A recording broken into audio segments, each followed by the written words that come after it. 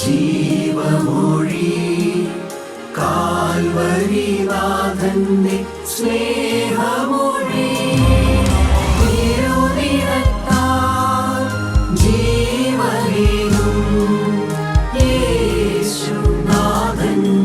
ജീവമൊഴി ജീവധാര ജീവധാര ജീവധാര.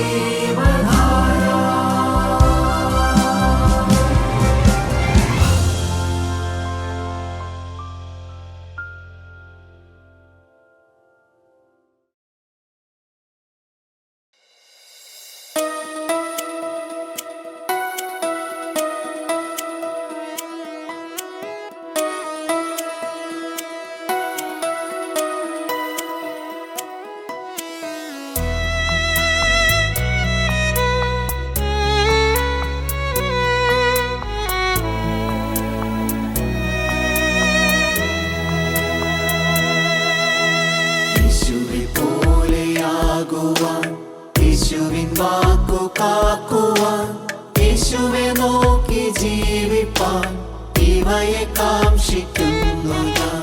യേശുവെ നോക്കി ജീവിപ്പാൻ ഇവയെ കാംക്ഷിക്കുന്നു ഞാൻ. ഉറപ്പിക്കെന്നെ നാഥ, നിറയ്ക്ക എന്നെ ശുദ്ധാത്മാ. ക്രിസ്തൻ മഹത്വത്താലെ ഞാൻ മുറ്റും നിറഞ്ഞു ശോഭിപ്പാൻ. ക്രിസ്തൻ മഹത്വത്താലെ ഞാൻ മുറ്റും നിറഞ്ഞു ശോഭിപ്പാൻ.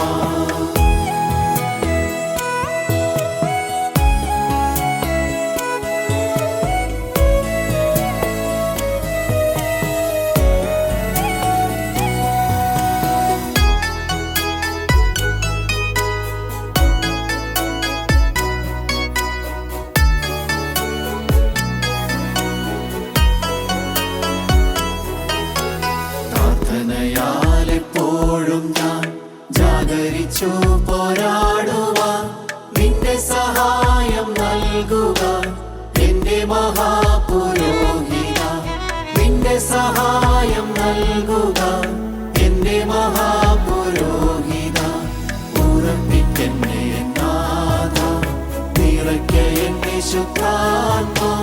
ക്രിസ്തൻ മഹത്വത്താലെ ഞാൻ മുറ്റും നിറഞ്ഞു ശോഭിപ്പാൻ.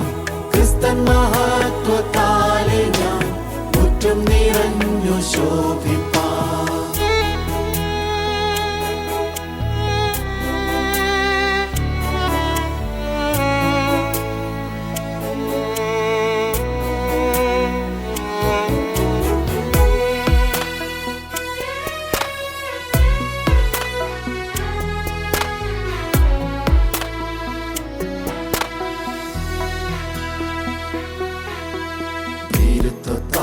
അനേകരും തീരെ പിന്മാറി ഖേദിക്കും. ധീരത നൽകുകേശുവേ, വീരനാം സാക്ഷിയാക്കുക. ധീരത നൽകുകേശുവേ, വീരനാം സാക്ഷിയാക്കുക. ഉറപ്പിക്കെന്നെ നാഥ, നിറയ്ക്ക എന്നെ ശുദ്ധാത്മാ. ക്രിസ്തൻ മഹത്വത്താലെ ഞാൻ മുറ്റും നിറഞ്ഞു ശോഭിപ്പാൻ. ക്രിസ്തൻ മഹത്വത്താലെ ഞാൻ മുറ്റും നിറഞ്ഞു ശോഭിപ്പാൻ.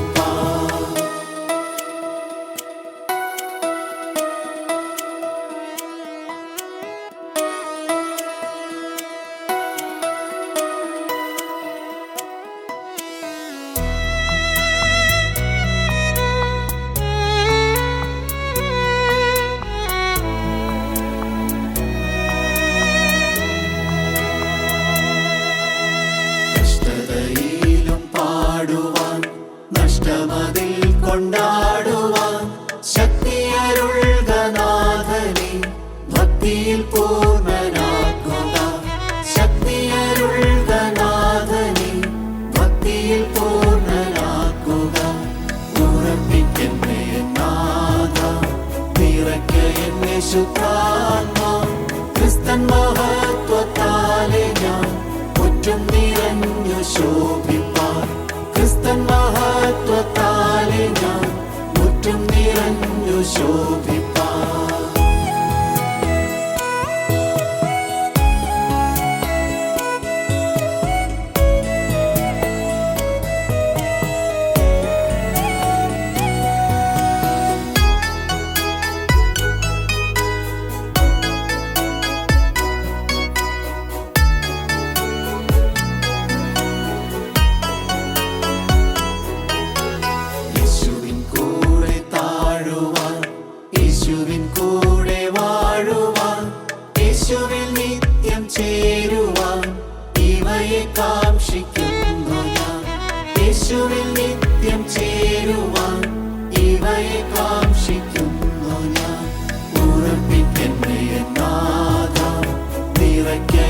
പരിശുദ്ധാത്മാ ക്രിസ്തൻ മഹത്വത്താലെ ഞാൻ മുറ്റും നിറഞ്ഞു ശോഭിപ്പാൻ.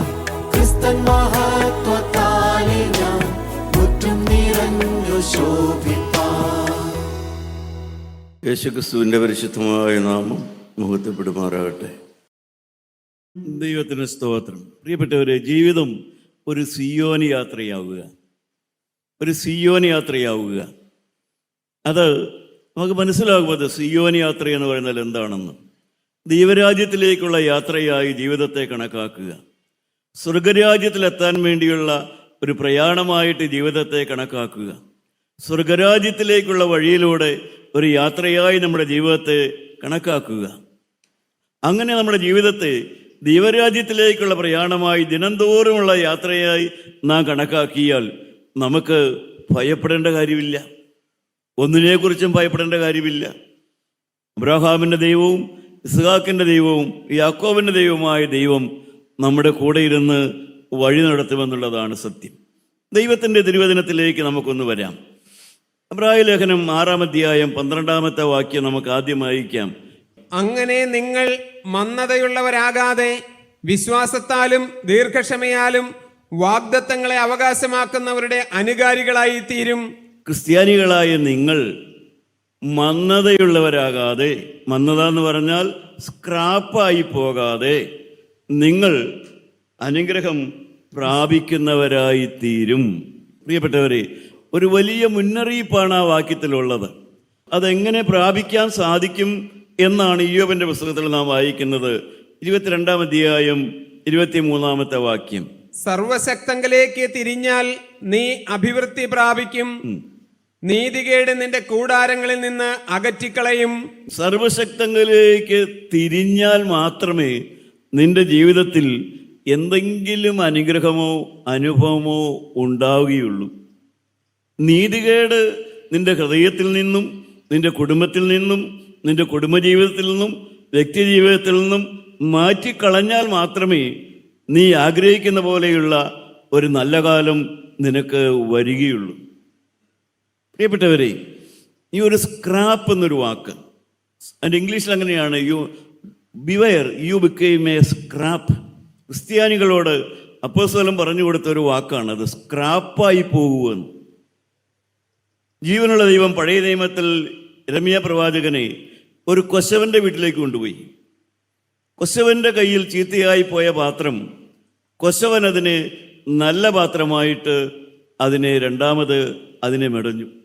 കൊശവൻ പാത്രം ഉണ്ടാക്കുന്നത് ഇന്നത്തെ മക്കൾക്ക് അറിഞ്ഞുകൂടാ, പഴയ ആളുകൾക്കറിയാം. മണ്ണ് കുഴച്ചാണ് ഉണ്ടാക്കുന്നത്. അത് ചീത്തയായി പോയാൽ അത് വീണ്ടും നന്നാക്കിയെടുക്കാനായിട്ട് സാധിക്കും. കൊശവന്റെ കയ്യിൽ ചീത്തയായി പോയ പാത്രം നല്ല പാത്രമായിട്ട് അതിനെ വീണ്ടും മാറ്റിയെടുക്കാനായിട്ട് സാധിക്കും.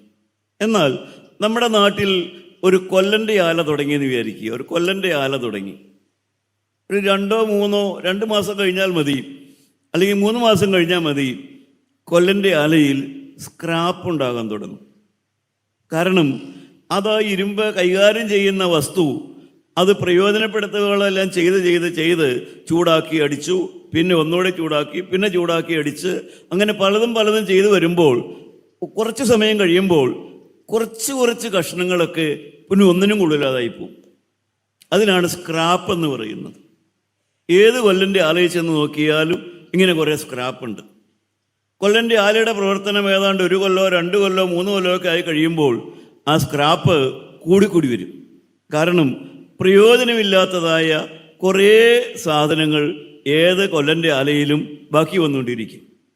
ഇത് ഉദാഹരണമായി കാണിച്ചുകൊണ്ട് പൗലോസ് അപ്പോസ്തലൻ പറയുകയാണ്, ക്രിസ്ത്യാനികളായി തീർന്നവരോട് പറയുകയാണ്, എൻ്റെ സഹോദരന്മാരെ, നിങ്ങൾ മന്ദതയുള്ളവരാകാതെ, സ്ക്രാപ്പായി പോകാതെ, വിശ്വാസത്താലും ദീർഘക്ഷമയാലും വാഗ്ദത്തങ്ങളെ അവകാശമാക്കുന്നവരായിത്തീരണം.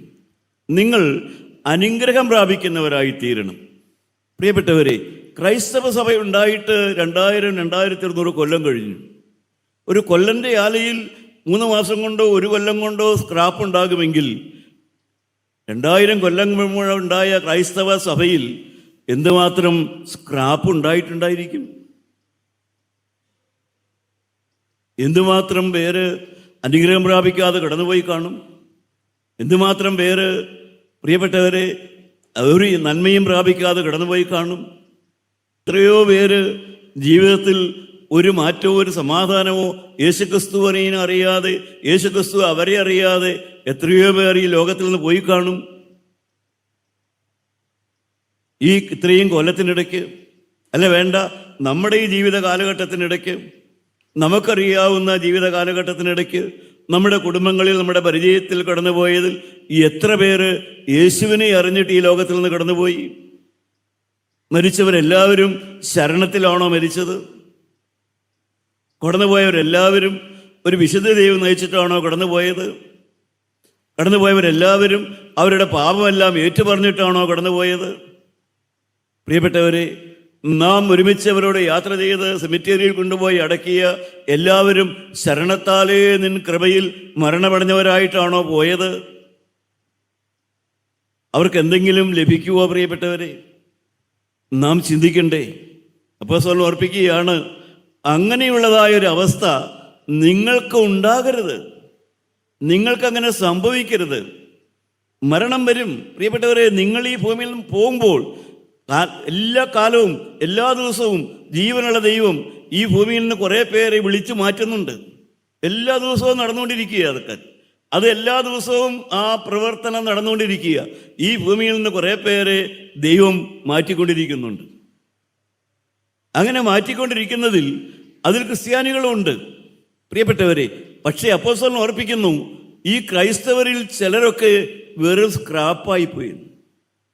കാരണം അവർ ക്രിസ്തുവിൻ്റെ മാർഗത്തിലേക്കൊക്കെ വന്നു, ക്രിസ്തു സഭയിലേക്കൊക്കെ വന്നു. പക്ഷേ അവർ ക്രിസ്തുവിനെ അറിഞ്ഞില്ല. അവർ മാമോദീസായൊക്കെ ഏറ്റു, പക്ഷേ അവർ പാപത്തെ ഉപേക്ഷിച്ചില്ല. സാത്താനെ ഞാൻ ഉപേക്ഷിക്കുന്നു, മിശിഹായെ ഞാൻ സ്വീകരിക്കുന്നു. ഹൃദയത്തിലേക്ക് യേശുവിനെ സ്വീകരിച്ചില്ല. പ്രിയപ്പെട്ടവരെ, അവരനേകർ മാനസാന്തരം അനുഭവിക്കാതെ കടന്നുപോയി. അനേകരെ ഹൃദയത്തിൽ നീരസം മാറാതെ കടന്നുപോയി. അനേകരെ ജീവിതത്തിൽ നിരപ്പ് പ്രാപിക്കാതെ കടന്നുപോയി. ആ അവസ്ഥ വരരുത് എന്നാണ് അപ്പോസ്തലൻ ഓർപ്പിക്കുന്നത്. എൻ്റെ പ്രിയ സഹോദരങ്ങളെ, സുവിശേഷം അനുഗ്രഹകരമായ ഒരു ദൈവിക സന്ദേശമാണ് വാസ്തവത്തിൽ.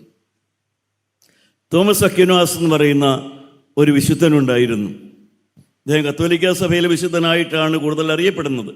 അത് ആദ്യകാലത്ത് അങ്ങനെയൊന്നും ആയിരുന്നില്ല. സഭയുടെ ആദ്യകാലത്ത് തോമസ് അക്വിനാസ് അദ്ദേഹം പറയും, ക്രിസ്ത്യാനികളെ കുറിച്ച് അദ്ദേഹം പറയും, a man of A single book, ഒരു പുസ്തകം മാത്രമുള്ള മനുഷ്യനാണ് ക്രിസ്ത്യാനി എന്ന്.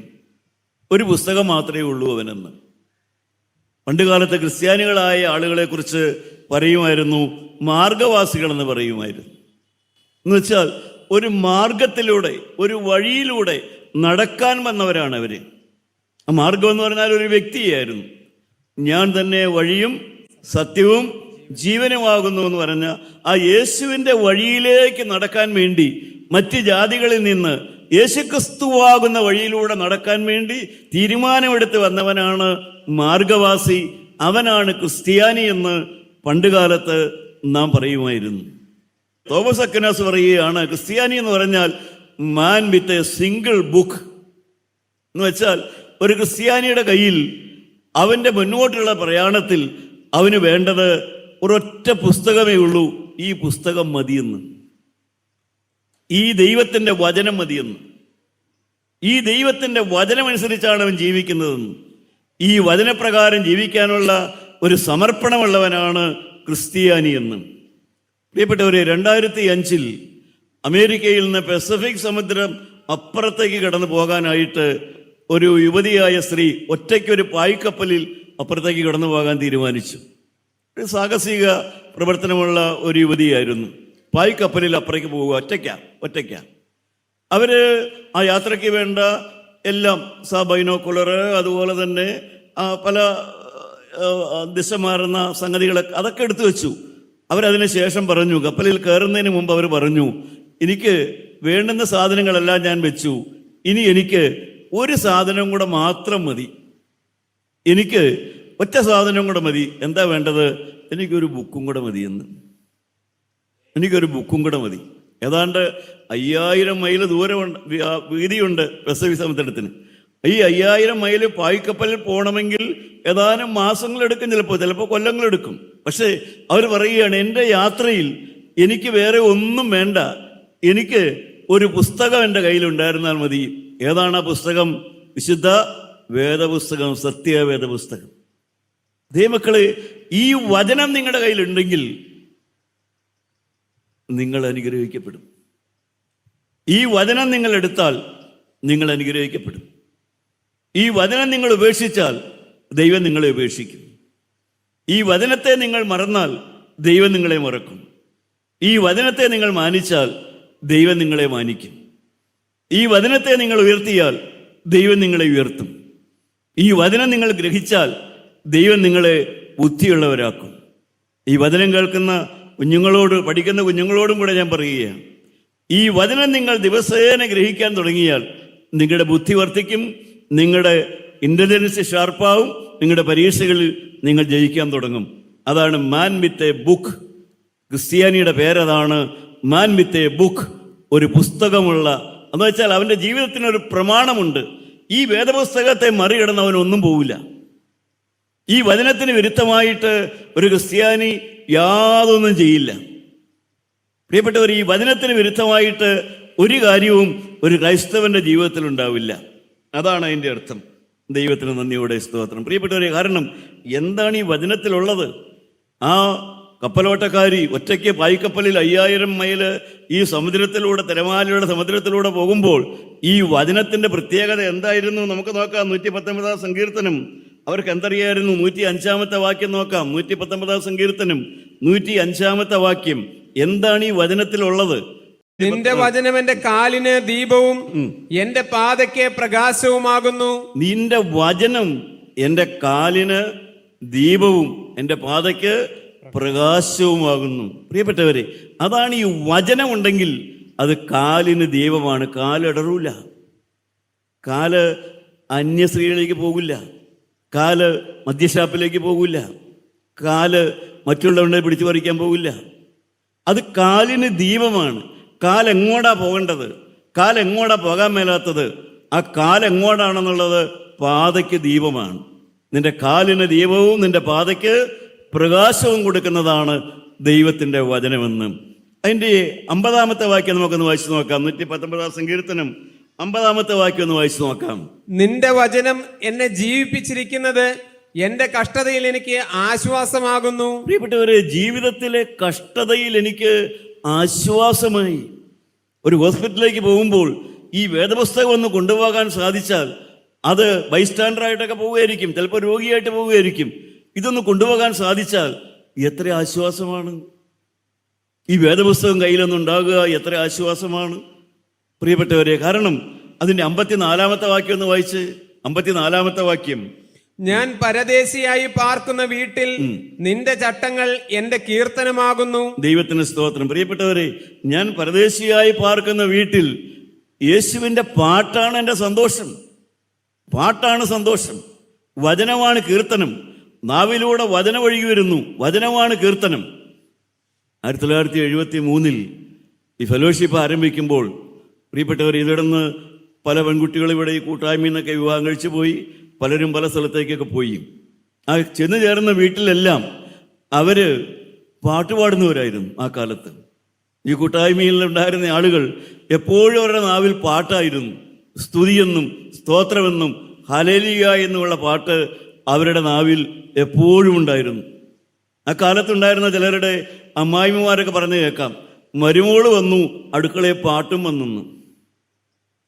മരുമോള് വന്നപ്പോൾ അടുക്കളയിൽ പാട്ട് വന്നെന്ന്. പ്രിയപ്പെട്ട, ഒരു സിനിമാ പാട്ടല്ല വന്നത്, സ്തുതിയുടെയും സ്തോത്രത്തിൻ്റെയും ഹല്ലേലൂയയുടെയും പാട്ട് വന്നെന്ന്. പ്രിയപ്പെട്ടവർ, എൻ്റെ വീട്ടിൽ പാട്ടെന്ന്, അടുക്കളയിൽ പാട്ട് വന്നെന്ന്. അടുക്കളയിൽ സ്തുതി വന്നു.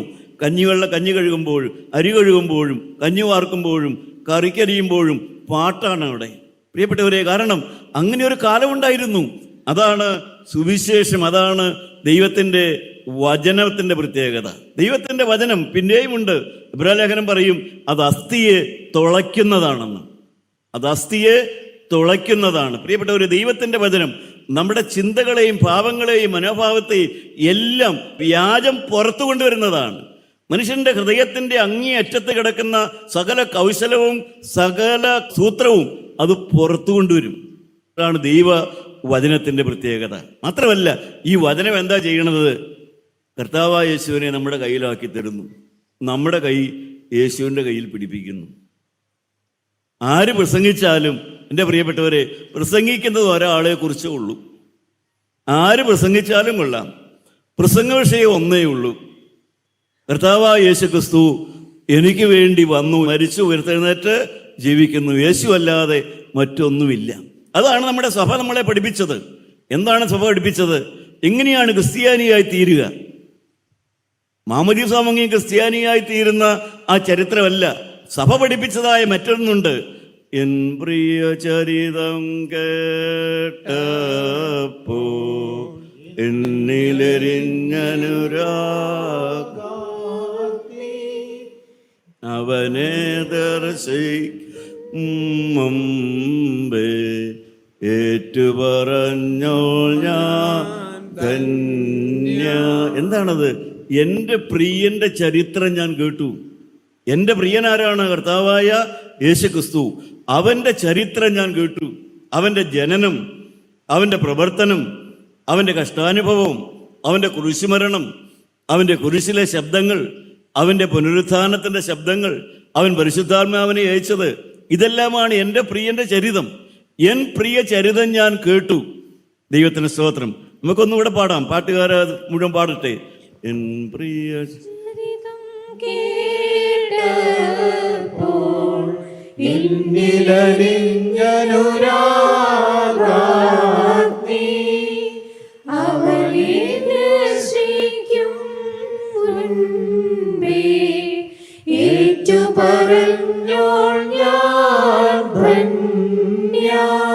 കർത്താവായ യേശുവിനെ കേട്ടപ്പോൾ ഹൃദയത്തിൽ ഒരു അനുരാഗം വരാൻ തുടങ്ങി, സ്നേഹം വരാൻ തുടങ്ങി, യേശുവിനോടുള്ള സ്നേഹം വരാൻ തുടങ്ങി. അതുകൊണ്ട് അവനെ ദർശിക്കും മുമ്പേ, ഇനി രണ്ടാമത് കർത്താവായ യേശുവിന് രണ്ടാമത്തെ വരവിൽ അവനെ കാണുന്നതിന് മുമ്പേ ഈ ജീവിതകാലത്ത് തന്നെ അവനെ ഞാൻ ഏറ്റുപറയാൻ തുടങ്ങി. യേശുവിനെ കർത്താവെന്ന് വാഗൊണ്ട് ഏറ്റുപറയുകയും ഹൃദയം കൊണ്ട് വിശ്വസിക്കുകയും ചെയ്താൽ നീ രക്ഷിക്കപ്പെടും. യേശു എൻ്റെ കർത്താവാണ്, അത് പറയാൻ സാധിച്ചു. അതാണ് സഭ പഠിപ്പിച്ചത്. അവരാണ് ക്രിസ്ത്യാനി. യേശുവിനെ രണ്ടാമത്തെ വരവിൽ കാണുന്നതിന് മുമ്പേ യേശുവിന് എൻ്റെ ജീവിതം കൊടുക്കാൻ എനിക്ക് സാധിച്ചു. അവനെ ഏറ്റുപറയാൻ എനിക്ക് സാധിച്ചു. അവൻ്റെ വകയായി തീരാൻ എനിക്ക് സാധിച്ചു. എൻ്റെ പ്രിയപ്പെട്ടവരെ, ദൈവത്തിൻ്റെ വചനം. എൻ്റെ ആത്മാവേ നീ വിഷാദിക്കുന്നത് എന്തിന്? എൻ്റെ ആത്മാവേ നീ വിഷാദിക്കുന്നത് എന്തിന്? വിഷാദ രോഗം, ഡിപ്രഷൻ, അനേകർക്കുള്ള രോഗമാണ് ഡിപ്രഷൻ. എന്താണ് ഇതിന് പരിഹാരം? അതുകൊണ്ട് 42-ാം സങ്കീർത്തനം 5-ാമത്തെ വാക്യത്തിൽ വായിക്കാം നമുക്ക്. എന്താണ് വിഷാദ രോഗത്തിനുള്ള പരിഹാരം? പ്രിയപ്പെട്ടവരെ, നമ്മുടെ കൂട്ടത്തിൽ എന്തുമാത്രം പേരാ വിഷാദ രോഗികൾ.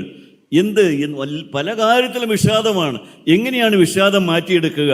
ദൈവത്തിന്റെ വചനം ഓർപ്പിക്കുന്നു. എൻ്റെ ആത്മാവേ നീ വിഷാദിച്ച് ഉള്ളിൽ ഞരങ്ങുന്നതെന്ത്? ദൈവത്തിൽ പ്രത്യാശ വെക്കുക. അവൻ എന്റെ മുഖപ്രകാശക രക്ഷയും എന്റെ ദൈവവുമാകുന്നു എന്നിങ്ങനെ ഞാൻ ഇനിയും അവനെ സ്തുതിക്കും. പ്രിയപ്പെട്ടവരെ, അവൻ എൻ്റെ മുഖത്ത് പ്രകാശം തരുന്നവനാണ്.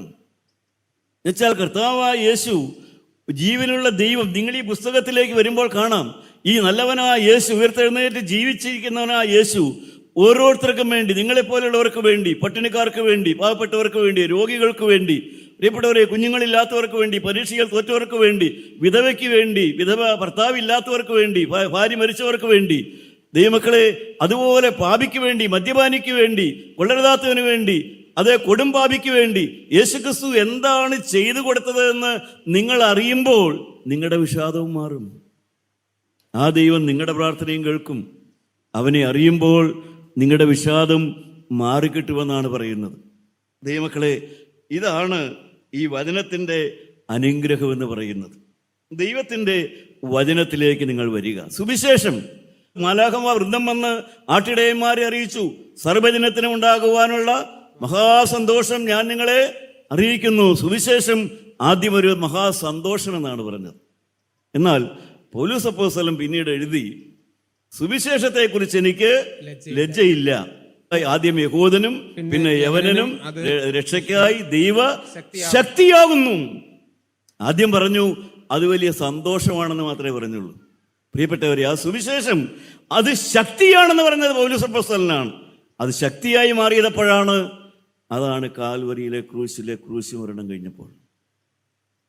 യേശു ജനിച്ചപ്പോൾ അതൊരു സന്തോഷ വർത്തമാനമായിരുന്നു. യേശു കാൽവരിയിൽ എനിക്ക് വേണ്ടി മരിച്ചു. പാപമില്ലാത്തവൻ പാപിക്ക് വേണ്ടി മരിച്ചു. കുറ്റം ചെയ്യാത്തവൻ കുറ്റവാളിയെ പോലെ മരിച്ചു. അവൻ എൻ്റെ പാപം ഏറ്റെടുത്തുകൊണ്ട് അവൻ മരിച്ചു. അവൻ എനിക്ക് വേണ്ടി മരിച്ചു. പ്രിയപ്പെട്ടവരെ, എൻ്റെ പാപത്തിന് പരിഹാരം വരുത്തിക്കൊണ്ടവൻ മരിച്ചു.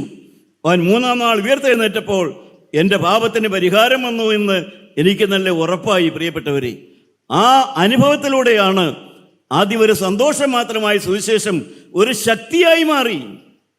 ദിസ് എ ഡൈനാമിറ്റ് ശക്തി എന്ന് പറയും. ഡൈനാമിറ്റ്. 1-ാം ലോകമഹായുദ്ധത്തിലാണ് ഡൈനാമിറ്റ് ഉണ്ടാകുന്നത്. നമുക്കറിയാം, ഇന്നും ഡൈനാമിറ്റൊക്കെ ഉപയോഗിക്കുന്നുണ്ട് അത്യാവശ്യത്തിനൊക്കെ, പാറ പൊട്ടിക്കാനൊക്കെ. ഏറ്റവും ചുരുങ്ങിയ നമ്മുടെ നാളത്ത് പണ്ട് കാലത്ത് ഞാനൊക്കെ ആദ്യം സൈക്കിൾ ഓടിക്കാനാണ് പഠിച്ചത്. അന്ന് ഡൈനാമോ ഉള്ള സൈക്കിൾ എന്ന് പറഞ്ഞാൽ ഇച്ചിരി പ്രിവിലേജ് കൂടുതലാണ്. ഡൈനാമോ ഇല്ലാത്ത സൈക്കിളേ ഉള്ളൂ. ഡൈനാമോ ഉള്ള സൈക്കിൾ എന്നൊക്കെ പറഞ്ഞാൽ അപ്പന്മാരങ്ങനെ മേടിച്ചു തരുമൊന്നുമില്ല. അത് എന്താണ് ഈ ഡൈനാമോയുടെ പ്രത്യേകത? അത് രാത്രി വെളിച്ചം കാണാം. പ്രിയപ്പെട്ടവരെ, രാത്രി വെളിച്ചമുണ്ട്. ദൈവത്തിന് സ്തോത്രം. ദൈവമക്കളെ, അതാണ് സുവിശേഷം. നമ്മുടെ ജീവിതത്തിലേക്ക് വെളിച്ചം കൊണ്ടുവരുന്ന സുവിശേഷം. വരുവീൻ, യാക്കോബിറമേ വരുവീൻ, നമുക്ക് യഹോവയുടെ വെളിച്ചത്തിൽ നടക്കാം. ദൈവമക്കളെ, കടന്നു വന്ന പേർപ്പെട്ടവരുമേ, നിങ്ങൾ ഏത് സഭയിലുള്ളവരാകട്ടെ, ഏത് ജാതിയിൽപ്പെട്ടവരാകട്ടെ, കഴിഞ്ഞ കാലങ്ങൾ എന്തുമാകട്ടെ, നിങ്ങൾ മഹാഭാവത്തിൽപ്പെട്ടവരാണോ, നിങ്ങൾ മദ്യപാനികളാണോ, കുടുംബാഭികളാണോ, ഏതെല്ലാം മ്ലേച്ഛതയിൽപ്പെട്ടവരാണ്, വിവാഹം മോചനം നടത്തി കഴിഞ്ഞവരാണോ, പ്രിയപ്പെട്ടവരെ ഭാര്യയെ മർദ്ദിച്ചവരാണോ, കലഹത്തിൽ കഴിയുന്നവരാണോ, വരുവീൻ, നമുക്ക് യഹോവയുടെ വെളിച്ചത്തിൽ നടക്കാം. നമുക്ക് വെളിച്ചത്തിലേക്ക് വരാം. നമുക്ക് വെളിച്ചത്തെ പിൻപറ്റാം. നമുക്ക് പ്രകാശത്തിൽ നടക്കാം. നമ്മുടെ ഇരുട്ട് മാറ്റാൻ യേശു കടന്നു വന്നിട്ടുണ്ട്. അന്ധകാരം മാറ്റുവാൻ യേശു കടന്നു വന്നിട്ടുണ്ട്.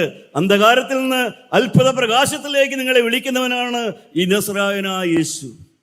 യേശുവേ, ഉയർത്തെഴുന്നേറ്റ് ജീവിക്കുന്ന യേശുവേ, എൻ്റെ ഹൃദയത്തിലേക്ക് വരണമേ. എൻ്റെ ഹൃദയത്തിലേക്ക് കടന്നു വരണമേ. എൻ്റെ ഹൃദയത്തിലേക്ക് കടന്നു വരണമേ.